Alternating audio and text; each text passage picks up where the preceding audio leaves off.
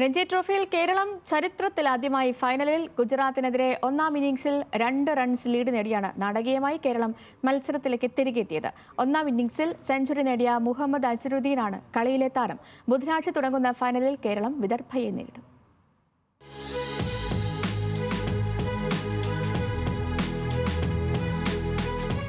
ചരിത്ര നേട്ടത്തിലേക്ക് കേരളം മനസ്സുറപ്പിച്ചപ്പോൾ ഗുജറാത്തിന്റെ സമനില തെറ്റി. സൽമാൻ നിസാറിന്റെ ഹെൽമറ്റിന് പൊന്നും വിലയുണ്ടെന്ന് തോന്നിച്ച നിമിഷം 2 റൺസ് അകലെ ഗുജറാത്ത് ബാറ്റർ അർസാൻ ആഞ്ഞടിച്ച പന്ത് സൽമാന്റെ ഹെൽമറ്റിൽ തട്ടി കേരളത്തിന്റെ നായകൻ സച്ചിൻ ബേബിയുടെ കൈയിലേക്ക്. കേരളത്തിന് 2 റൺസിന്റെ നിർണായക ലീഡ്.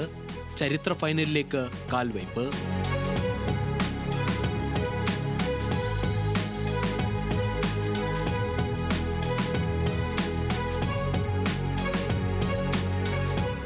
അഹമ്മദാബാദ് സ്റ്റേഡിയത്തിൽ 5-ാം ദിനം ഗുജറാത്തിന്റെ കയ്യിൽ 3 വിക്കറ്റുകളുണ്ടായിരുന്നു. ലീഡ് നേടാൻ വേണ്ടത് വെറും 29 റൺസ് മാത്രം. സക്സേനയും സർവാത്തെയും കുത്തിത്തിരിയുന്ന പന്തുകളുമായി ഗുജറാത്ത് ബാറ്റർമാരെ വട്ടം കറക്കിയപ്പോൾ 3 പേരും കൂടാരത്തിലേക്ക്. മത്സരത്തിൽ 71 ഓവറുകളാണ് ജലജ് സക്സേന എറിഞ്ഞത്. സർവാത്തെ 45-ഉം. 2ാം ഇന്നിംഗ്സിൽ കേരളത്തിന്റെ വിക്കറ്റുകൾ ഇടവേളകളിൽ വീണെങ്കിലും ജലജ് സക്സേന രക്ഷകനായി.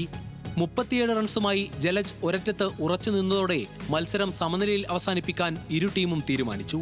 1957 മുതൽ രഞ്ജി ട്രോഫി കളിക്കുന്ന കേരളം ആദ്യമായാണ് ഫൈനലിൽ പ്രവേശിക്കുന്നത്. ആദ്യ ഇന്നിംഗ്സിൽ കേരളത്തെ 457 എന്ന കൂറ്റൻ സ്കോറിലെത്തിച്ച മുഹമ്മദ് അസറുദ്ദീനാണ് കളിയിലെ താരം. മത്സരത്തിൽ 177 റൺസാണ് അസറുദ്ദീൻ നേടിയത്. ഫൈനൽ ഉറപ്പിച്ചതോടെ കേരള താരങ്ങൾക്ക് അഭിനന്ദന പ്രവാഹമാണ്. So today is not only a truly memorable day for me, I think it is an even more memorable day for Kerala, for their Ranji Trophy team to have come to the final of Ranji Trophy. Sanju Samson ഉൾപ്പെടെയുള്ള താരങ്ങൾ അഭിനന്ദനവുമായി എത്തി. Kerala team കോച്ചായ മുൻ Indian താരം അമേയ് ഖുറേസിയയുടെ തന്ത്രങ്ങളും final നേട്ടത്തിൽ നിർണായകമായി. Group ഘട്ടത്തിലടക്കം ഒരു മത്സരത്തിൽ പോലും പരാജയമറിയാതെയാണ് കേരളത്തിന്റെ മുന്നേറ്റം. ചരിത്ര ഫൈനൽ നേട്ടത്തിൽ താരങ്ങളുടെ കുടുംബവും വലിയ ആഘോഷത്തിലാണ്. വർഷങ്ങളായുള്ള പ്രയത്നത്തിന്റെ ഫലമാണ് കേരളത്തിന്റെ വിജയമെന്ന് KCA ഭാരവാഹികൾ.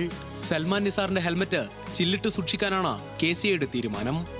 അതൊക്കെയാണ് ഒരു നിമിത്തം പോലെ വെച്ചാൽ അത് KCAയുടെ എംബ്ലത്തിൽ ആ റീപ്ലേ കണ്ടാൽ മനസ്സിലാവും. ടി വിയിൽ നമ്മുടെ എംബ്ലത്തിലെ ആ ശംഖിൽ തട്ടിയാണ് ബോൾ വരുന്നത്. അത് സൈഡിലെങ്ങാനും ഹെൽമെറ്റ് തട്ടിയിരുന്നെങ്കിൽ ബോൾ ക്യാച്ചായിട്ട് തിരിച്ചു വരത്തില്ലായിരുന്നു. വേറെ എങ്ങോട്ടേലും ചിലപ്പോൾ 2 റണ്ണങ്ങ് പോയായിരുന്നു. ഫൈനലിൽ മുംബൈയെ വീഴ്ത്തിയെത്തുന്ന വിദർഭയോടാണ് കേരളം മത്സരിക്കേണ്ടത്. 2019 സെമിയിൽ വീഴ്ത്തിയതിന് വിദർഭയോട് മധുരപ്രതികാരം ചെയ്യാനുള്ള അവസരമാണ് കേരളത്തിന് മുന്നിലുള്ളത്. Sports desk, news Malayalam.